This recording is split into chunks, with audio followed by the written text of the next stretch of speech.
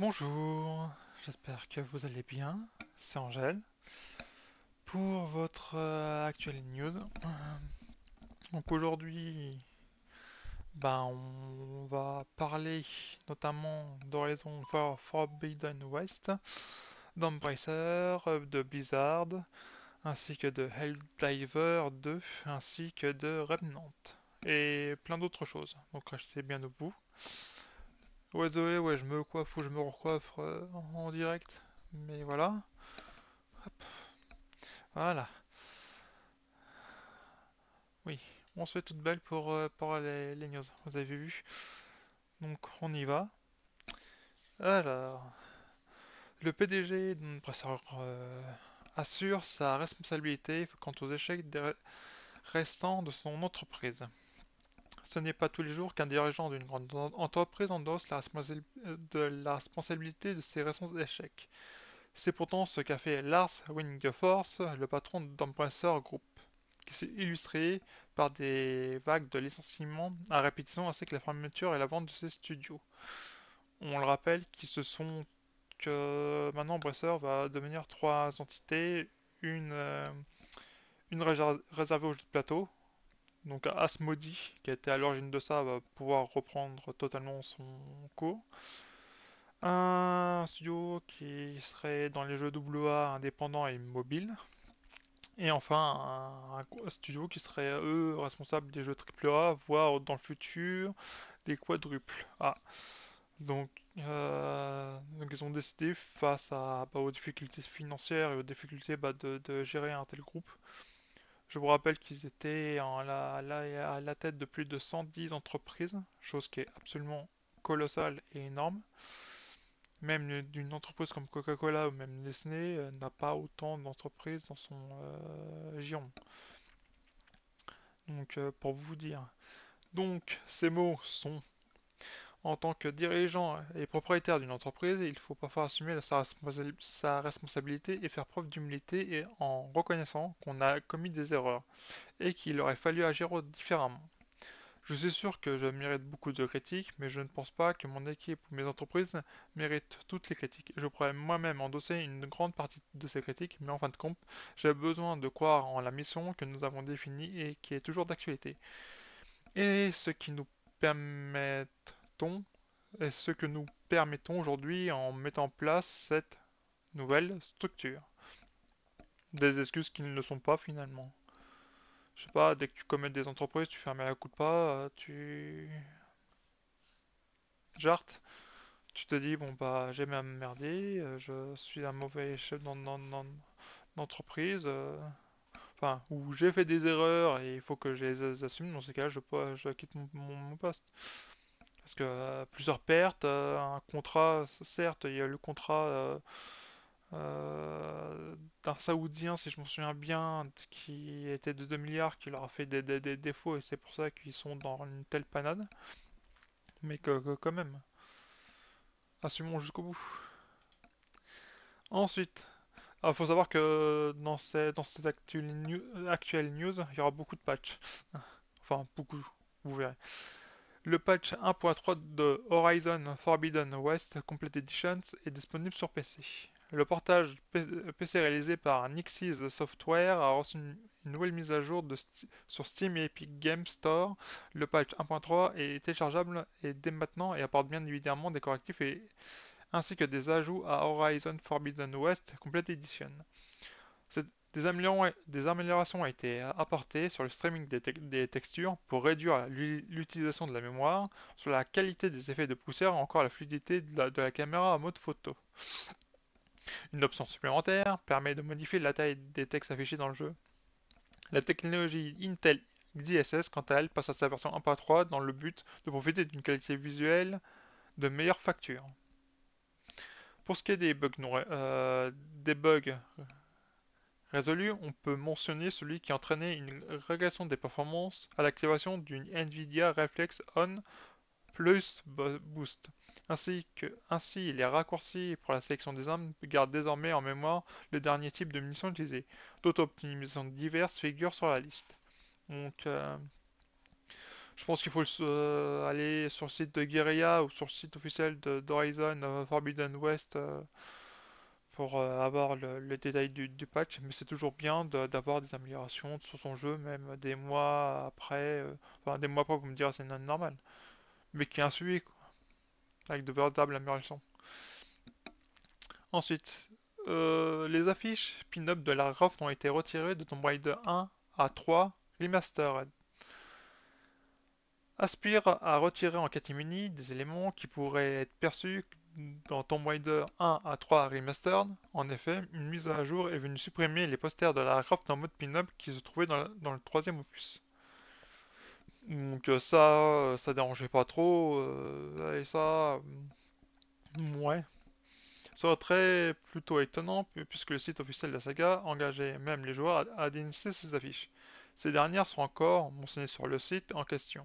Les fans qui désirent retrouver les posters du jeu doivent obligatoirement sélectionner le rendu graphique de l'ère PlayStation. Donc en gros, si tu veux profiter des affiches, c'est pas dans le mode remastered, mais dans le mode PlayStation. Donc tu dois avoir un jeu moins beau pour avoir le jeu original.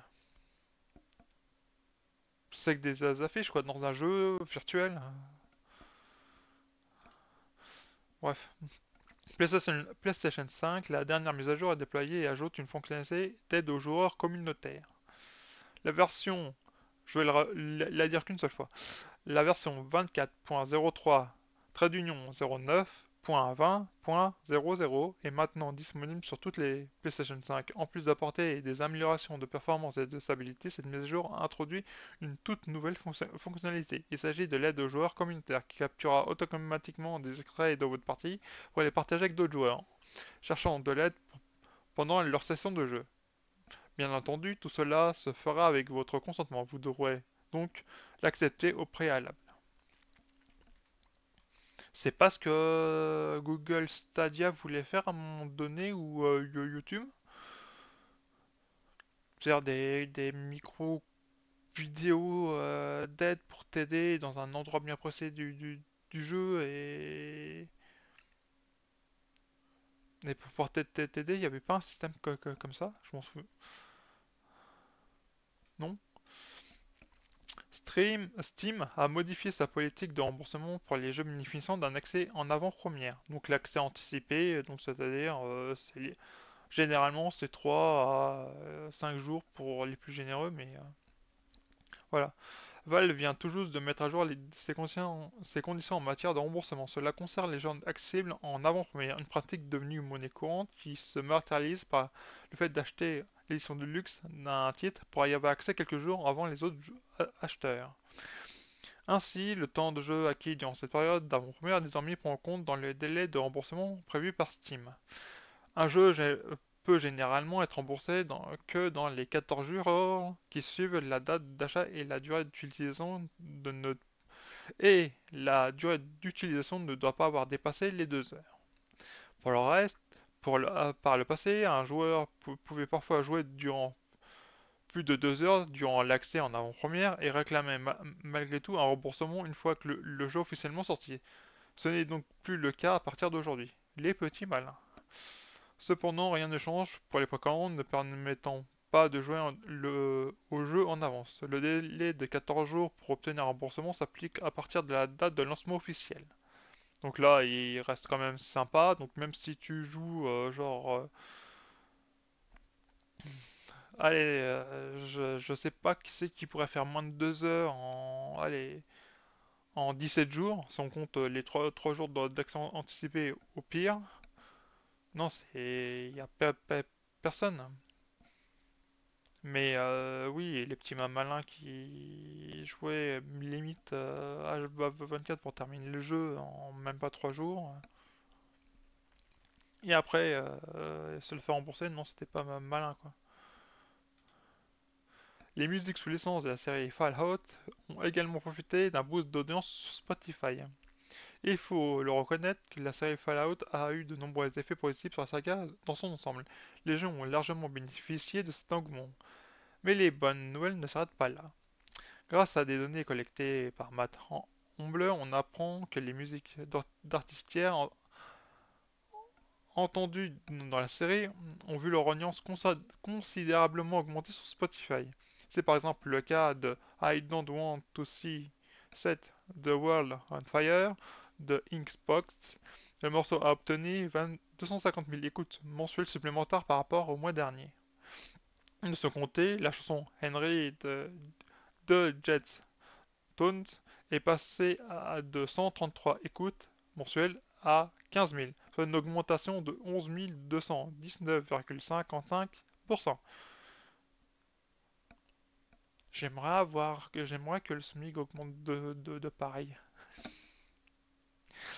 Les exemples sont nombreux et la même tendance s'applique à chaque musique entendue dans les épisodes de la série.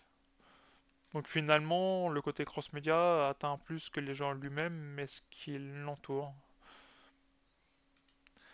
Helldivers 2, le mecha Exo 49 se montre avant son annonce. Les joueurs de Helldiver 2 auront bientôt l'opportunité de faire régner la démocratie grâce à une nouvelle arme. Il s'agit plus précisément d'un mecha supplémentaire qui s'est dévoilé à travers une vidéo publiée sur Reddit. Cet Exo 49 bénéficie d'un cooldown de 600 secondes et d'une bonne puissance de feu. Il peut ainsi être utilisé deux fois au cours d'une même mission. L'extrait est tiré d'un playtest récemment réalisé par Arrowhead Game Studios. Ben entre celui-là et l'autre qui était devenu, ça veut devenir à la limite un jeu de mecha. Ça pourrait être cool. Blizzard recrute pour un jeu non annoncé. Malgré des licenciements et l'annulation de son jeu de survie, Blizzard intentionnellement est tourné vers l'avenir. La firme américaine est donc à l'œuvre sur un tout nouveau projet qui n'a pas encore été officialisé. Nous avons appris cela grâce à des offres d'emploi mises en ligne sur le site de l'éditeur. On y trouve 6 rôles très importants, dont celui de directeur créatif et de responsable de la narration. Étant donné la nature de ces postes, on peut supposer que les développeurs, que le développement n'a pas encore commencé et que le jeu est dans sa phase de pré-production. Ils n'avaient pas licencié par hasard? Ok. PUBG, la map Air Angel reviendra pendant 2 semaines à partir du 14 mai. À l'instar de Fortnite, PUBG Battlegrounds va également remettre sa toute première carte à la disposition des joueurs. La map, nommée Air Angel, a été introduite en mars 2017, c'est-à-dire dès le lancement du jeu en accès anticipé. Elle sera disponible durant une période limitée sur PC. Les joueurs pourront parcourir du 14 au 18 mai 2024, pour ce qui est des consoles, ce sera du 23 mai au 6 juin.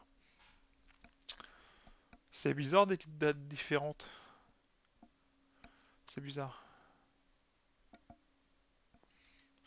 Gran Turismo a reçu son patch 1.46 avec 3 nouvelles voitures.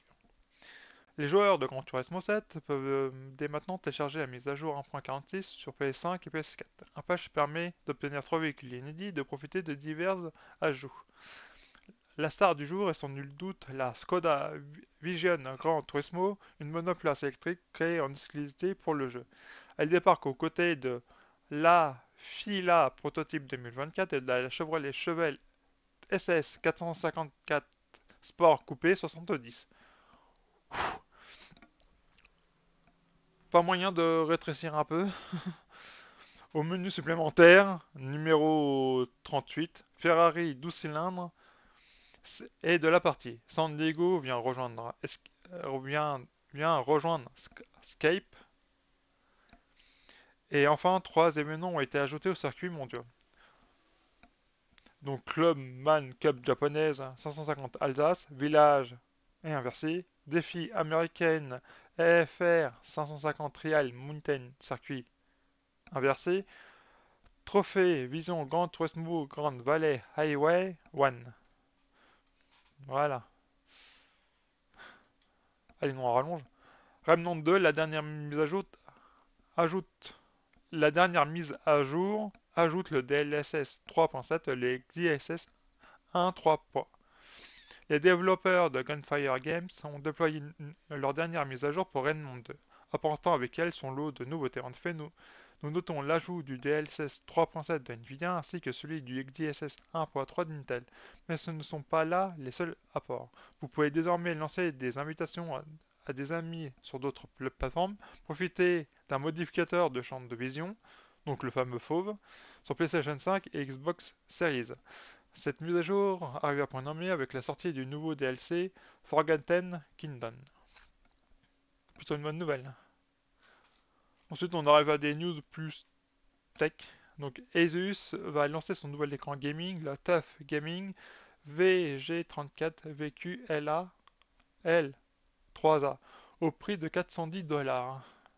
À partir du 26 avril, un nouveau moniteur de jeu viendra enrichir la gamme d'Asus proposée au prix de 410 $, baptisé TUF Gaming. Vous connaissez le. Voilà, je vais pas le redire. Cet écran LCD dévoile ses spécifications. Doté d'une dalle VA incurvée de 34 pouces, il offre une résolution de 3440 sur 1440. De plus, il dispose d'un taux de rafraîchissement de 180 Hz et d'un temps de réponse de 1 milliseconde. L'écran d'Asus est aussi compatible avec la technologie FreeSync Premium Pro pour minimiser le screen tearing. Donc on peut faire un jeu à 180 FPS. Puisque les FPS sont capés à la fréquence du moniteur, s'il y en a qui ne le savaient pas. Vous choisissez un écran 60 Hz, vous pouvez faire que du 60 FPS. Par exemple. Les livraisons de l'Apple Vision Pro seraient grandement réduites en raison d'une faible demande. L'analyste Ming-Chi Kuo a publié un rapport sur l'Apple Vision Pro révélant que l'entreprise américaine réduirait ses livraisons d'Apple Vision Pro pour l'année 2024 en raison des ventes faibles. Cela représentait une diminution de 800 000 unités prévues par les analystes du marché à environ 450 000. Malgré cela, Apple n'a pas officiellement commenté cette situation, donc ces données sont à prendre avec précaution. Pour rappel, ce casque est disponible aux États-Unis au prix de 3 500 $. Les gens n'ont pas un budget illimité, donc ça se comprend. Et je pense qu'ils en ont. Je pense ce produit a eu une magnifique visibilité et que ça a été quelque chose pour Apple, quelque chose de très positif. Tout le monde en a parlé, tout le monde l'a essayé. Ils ont réussi leur coup de com avec ce produit. Maintenant, il reste que il va falloir faire ça à un prix plus accessible et surtout régler les défauts. Notamment la batterie qu'on se promène. Voilà.